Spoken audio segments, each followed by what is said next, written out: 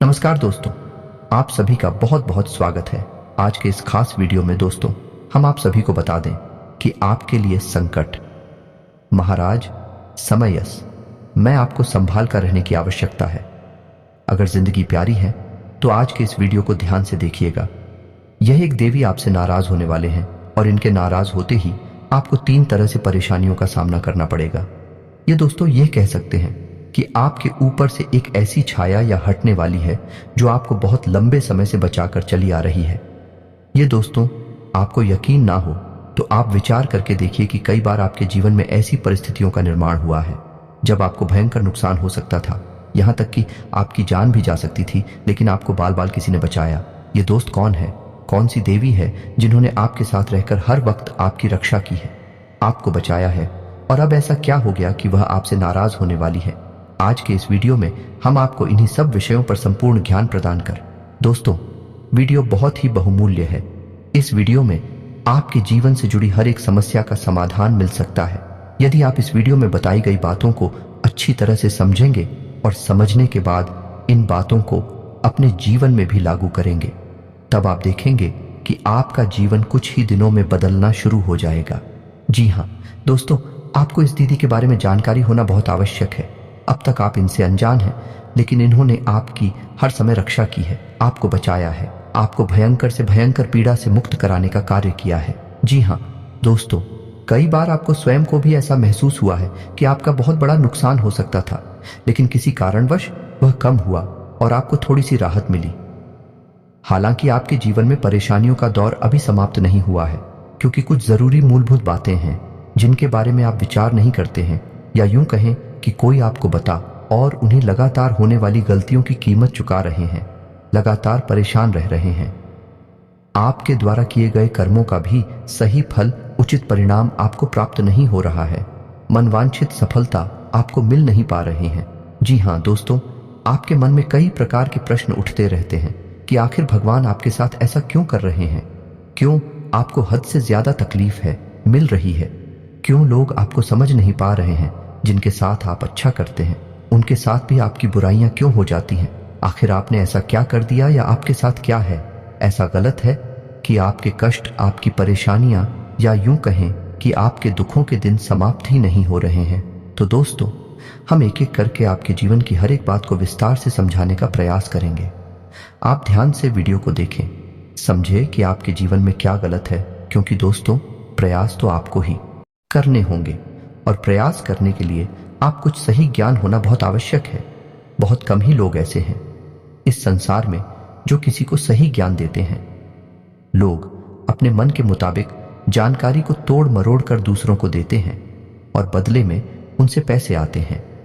जब आपको सही ज्ञान कहीं से प्राप्त हो तो उसे अवश्य ले लेना चाहिए, क्योंकि जीवन में मुक्ति का मार्ग ज्ञान की राह पर चलकर ही प्राप्त होता है।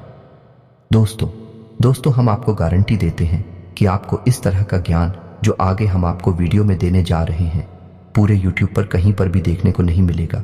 ऐसा इसलिए हम कह रहे हैं क्योंकि लोग इस तरह की बातों को बताने के लिए बदले में पैसे की मांग करते हैं। ये दोस्तों लोगों ने इस तरह के व्यापार चला रखे हैं कि लोग दूसरों को राहत पहुंचाते हैं, लेकिन बदले में उनसे मोटी मोटी रकम की मांग लेते हैं या ले लेते हैं, और लोग उन्हें देते भी हैं। बदले में उन्हें समाधान तो प्राप्त होते ही हैं, लेकिन हम आपको इतनी महत्वपूर्ण जानकारियां मुफ्त में देने का कार्य रहे हैं। दोस्तों हमें आपसे किसी भी प्रकार का लालच नहीं है, हमें बस इतना चाहिए कि मां भद्रकाली हमारी भक्ति से प्रसन्न रहें और दूसरों के हित में हमारे द्वारा किए गए प्रयास सफल रहे।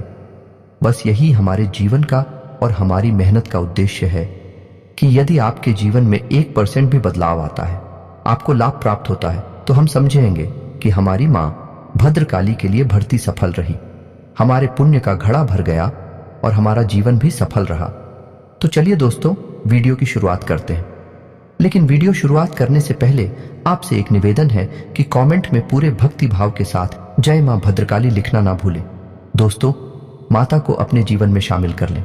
अपने जीवन के हर एक महत्वपूर्ण कार्य को करने से पहले माता को याद करें और अपने महत्वपूर्ण कार्य को माता को समर्पित। जी हाँ दोस्तों, इस भाव के साथ अपने जीवन की शुरुआत करेंगे या अपने दिन की शुरुआत करेंगे तो आप देखेंगे कि आपके जीवन में बदलाव आने शुरू हो जाएंगे। ऐसा हो ही नहीं जो इंसान माँ को याद करे और माँ उसकी मदद करने के लिए, उसके जीवन को सुंदर और शुभम बनाने के लिए आगे बढ़कर ना आए। जी हाँ दोस्तों, तो इसीलिए हम अपने हर वीडियो में आपसे यह बात कहते हैं कि माता को याद करके जय माँ भवानी अवश्य लिखें। माता आपका उद्धार और कल्याण करेंगे। ये दोस्तों, इसी के साथ साथ आपसे एक छोटा सा निवेदन और है। यदि आप चैनल पर पहली बार आए हैं तो आप हमारे प्रयास को सराहा सकते हैं। आप हमारे चैनल को सब्सक्राइब करके बेल आइकन को अवश्य दबा दें, क्योंकि दोस्तों हम आप सभी के लिए हर रोज नए नए वीडियो लाते हैं। बहुत ही छानबीन करना पड़ता है और इसके लिए हम आपसे कुछ नहीं चाहते हैं, बस आप हमारे चैनल से जुड़ जाए। इससे हमारा चैनल परिवार बड़ा होता है और हमारा मनोबल भी बढ़ता है। दोस्तों, हम आपको बता दें कि आपके जीवन की स्थिति कुछ इस प्रकार की है कि कोई कहता है कि आपकी ग्रह स्थिति अच्छी है, फलाना ग्रह आपको लाभ देने जा रहा है और आपके आने वाले समय में अलग अलग प्रकार के लाभ मिलेंगे। लेकिन आप देखते हैं कि आपके जीवन में कोई बदलाव आ ही नहीं रहा है, आपके प्रयास सफल हो ही नहीं रहे हैं। आप तो सोच रहे हैं वह आपको प्राप्त नहीं हो पा रहा। ग्रह स्थिति अच्छी होने के बाद भी आपको लाभ प्राप्त नहीं होते हैं। उल्टा होता यह है कि जब लोग कहते हैं कि आपके जीवन में कुछ अच्छा होने वाला है, इसकी वजह होने उल्टा लगता है और आपके जीवन में बुरा होने लगता है।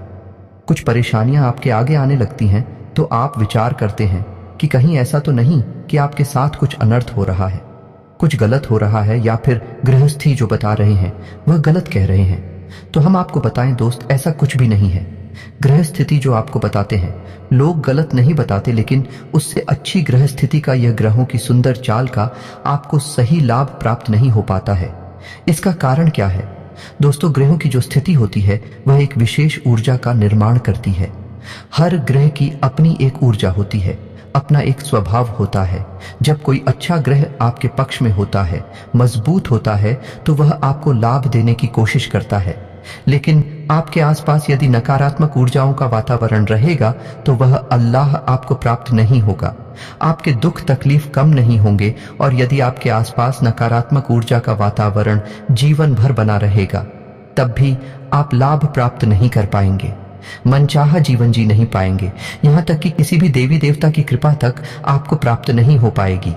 आपने सुना होगा कि लोग अक्सर ये कहते हैं कि हमने तो जीवन भर भगवान भोलेनाथ को जल अर्पित किया है, जीवन भर हनुमान चालीसा का पाठ किया है, लेकिन दुख तकलीफ कभी कम ही नहीं हुए हैं। तो दोस्त, इसी विषय में आज के इस वीडियो में आपको बहुत गहरी और बहुत मूलभूत बात पता चलने वाली है।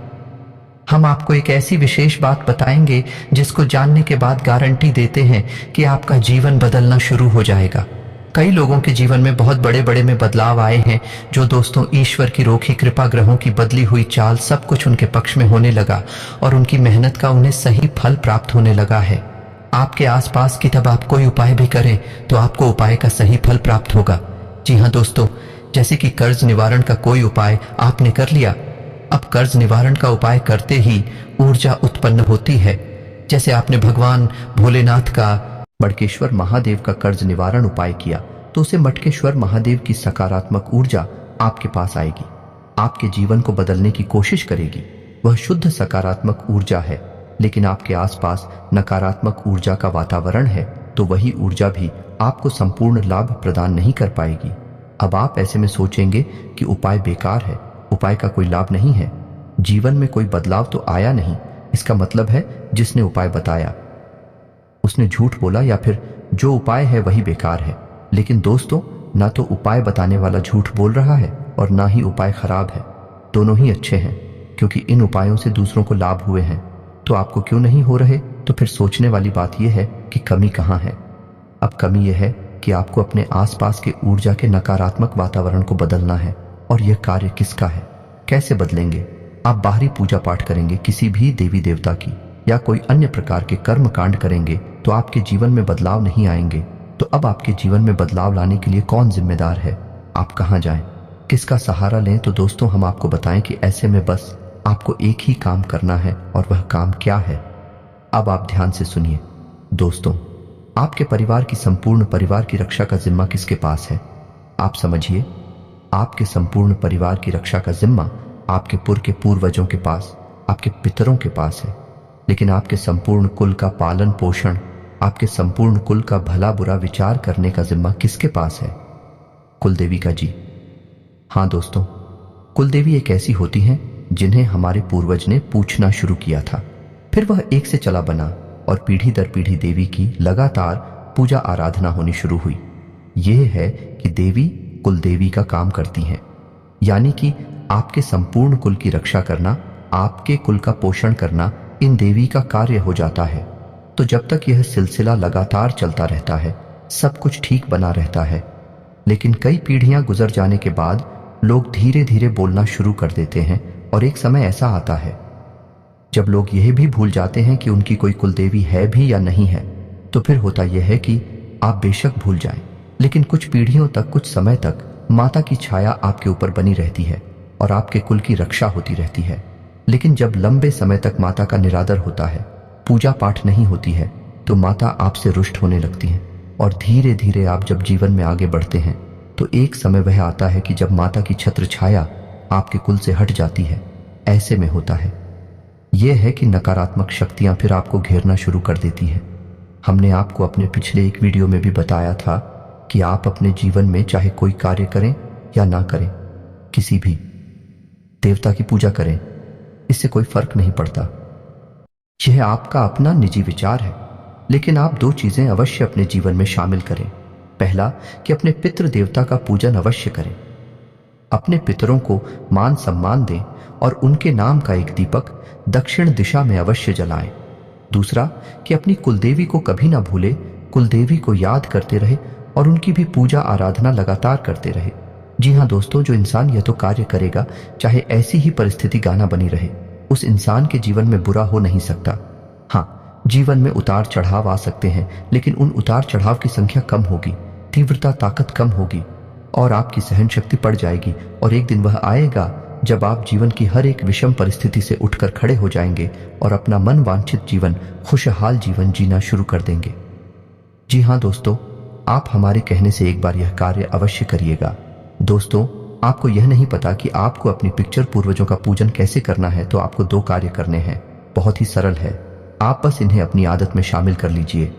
घर की महिलाओं से कहिए कि जब रोटी बनाएं तो पहली रोटी गाय की और आखिरी रोटी कुत्ते की अवश्य बनाएं, क्योंकि गाय और कुत्ता दोनों ही पितरों के सूचक हैं। जब भी आप गाय को और कुत्ते को भोजन कराते हैं, समझिए आपके पत्र प्राप्त हो जाते हैं और आपको आशीर्वाद देते हैं, आपके घर की रक्षा करते हैं। जी हाँ दोस्तों, जिस इंसान के पुत्र प्राप्त होते हैं, खुश होते हैं, आशीर्वाद दे रहे होते हैं, उस इंसान के जीवन में विपत्तियां किसी कीमत में आ नहीं सकती और वह जो भी पूजा पाठ करेगा उसका उसे पूरा फल प्राप्त होगा, क्योंकि पितरों का काम भी है आपके आसपास की नकारात्मक ऊर्जा को आपसे दूर करना और आपके जीवन में शुद्ध सकारात्मक ऊर्जा को भर। लेकिन इससे भी महत्वपूर्ण कार्य है कि आप अपने कुलदेवी कुलदेवता को याद करते हैं कि नहीं, उनके नाम का भी एक दीपक जलाते हैं कि नहीं। तो आपको हम बता दें कि कुलदेवी के नाम का आपके घर की देहरी पर जलाया जाता है। जी हाँ दोस्तों, आपके घर की दहलीज होती है, वहां पर आपकी कुलदेवी या देवता का वास माना जाता है। अब आप समझिए कि माता का कितना अधिक प्रभाव है। जब भी कोई नकारात्मक ऊर्जा आपके घर में प्रवेश करने की कोशिश करेंगी, माता दहलीज पर खड़ी मिलेंगे और आपकी रक्षा करेंगे, आपके कुल की रक्षा करेंगे और नकारात्मक ऊर्जा को वहीं से दूर हटा देंगे, चित्र भीतर कर देंगे। तो आपको करना यह है कि अपनी कुल देवी या देवता के नाम का एक दीपक शाम के समय, जी हाँ दोस्तों, संध्या काल में अपनी दहलीज पर अवश्य लाना है। जी हाँ दोस्तों, अब ऐसे में कुछ लोग ये कहेंगे कि उन्हें नहीं पता कि उनकी कुलदेवी कौन सी है या कुलदेवता कौन से हैं। ऐसे में आप अपनी कुलदेवी और कुलदेवता का पता लगा सकते हैं। इसके लिए बहुत सुंदर सा अच्छा सा प्रयोग है। सपने में आपकी कुलदेवी देवता खुद आएंगे और आपको कोई ना कोई ऐसा संकेत अवश्य देंगे जिससे आपको पता चल जाएगा कि कौन है आपकी कुलदेवी और कुलदेवता। तो यह प्रयोग हम आपको अभी आने वाले समय में बता रहे हैं, लेकिन उससे पहले आपको यह बताएं कि आपके मन में अपनी कुलदेवी या देवता के प्रति सम्मान अवश्य होना चाहिए, क्योंकि दोस्तों बहुत सारी ऐसी नकारात्मक ऊर्जा होती है जो जीवन में प्रभाव डालती है, जीवन में परेशानियों का कारण बनती है। और उन नकारात्मक ऊर्जा से रक्षा करने के लिए हमें सकारात्मक ऊर्जाओं का पूर्ण सहयोग चाहिए। तो देवी देवता जब हमारी रक्षा करने के लिए तैयार होती हैं, तो फिर हमारा जीवन पूर्ण रूप से बदलता रहता है और हमें अच्छा और सुंदर जीवन प्राप्त होता है। तो आप ध्यान से सुनिए कि आपको कैसे पता लगाना है कि आपकी कुलदेवी कौन सी है। या दोस्तों, यह प्रयोग आपका शुरू होगा शुक्रवार के दिन से। शुक्रवार के दिन आपको रात को 9 बजे यह दोस्त और रात्रि के समय ही यह प्रयोग करना है। नहा धोकर पूजा पाठ करने के बाद आपको एक जल का कलश लेना है और उस जल के कलश के ऊपर आपको एक नारियल स्थापित करना है। नारियल आपको अपनी कुल देवी देवता को, अभी आपको पता नहीं है, लेकिन आप खाली कुल देवी देवता के नाम से स्थापित करना है और उस नारियल पर आपको ओम लिखना है, वह भी हल्दी या फिर चंदन के साथ में। जिन दोस्तों, लाल सिंदूर का भी प्रयोग आप कर सकते हैं, इससे कोई फर्क नहीं पड़ता है। अब आप उस कलश के ऊपर एक ढक्कन रखेंगे और उस ढक्कन के ऊपर आप थोड़ा सा अन्न रखेंगे, गेहूं रख सकते हैं, और अन्य के ऊपर आप उस नारियल को स्थापित करेंगे और 7 दिनों का यह प्रयोग रहेगा। 7 जन्मों तक यह नारियल आपके घर में स्थापित रहेगा। अब आपको करना यह है कि आप एक गाय के घी का दीपक जलाएंगे और अपने मन में यह आवाहन करेंगे, किसी कुल देवी कुल देवता, आप जो भी हैं, हम आपके बारे में नहीं जानते हैं, हमें किसी ने नहीं बताया है, हम नादान हैं, हम आपके बारे में भूल चुके हैं, लेकिन अब हमारी इच्छा है कि हम आपका पूजन करें। आपकी पूजा पाठ के द्वारा हम अपने जीवन का उद्धार करना चाहते हैं, तो हमें यह अवसर प्रदान करें। यह आपको मैं मन सोचना है, या यूं कहें कि ऐसी आपको प्रार्थना करती है, तो आपको यह प्रार्थना करनी है कि श्री कुलदेवी कुलदेवता, आप सपने के माध्यम से हमारा मार्गदर्शन करें और आप बताएं कि आप कौन हैं। यदि हमें पता चल जाएगा तो हम आपकी नियमित जीवन भर पूजा पाठ करेंगे और आगे से आपको शिकायत का कोई मौका नहीं देंगे। दोस्तों, आपको यह अपने मन में विचार करना है। आप कुछ इससे अलग भी विचार कर सकते हैं, कोई फर्क नहीं पड़ता है। बस आपको अपनी कुलदेवी अधिवक्ता के बारे में यह आवाहन करना है कि आप आइए और हमें सपने के माध्यम से कोई संकेत दीजिए कि आप कौन हैं। हम आपकी पूजा आराधना करना चाहते हैं। जी हाँ दोस्तों, आप 7 दिन तक किया करिए, यानी कि शुक्रवार से आप इस प्रयोग को गाना शुरू करिए और नियमित करना है।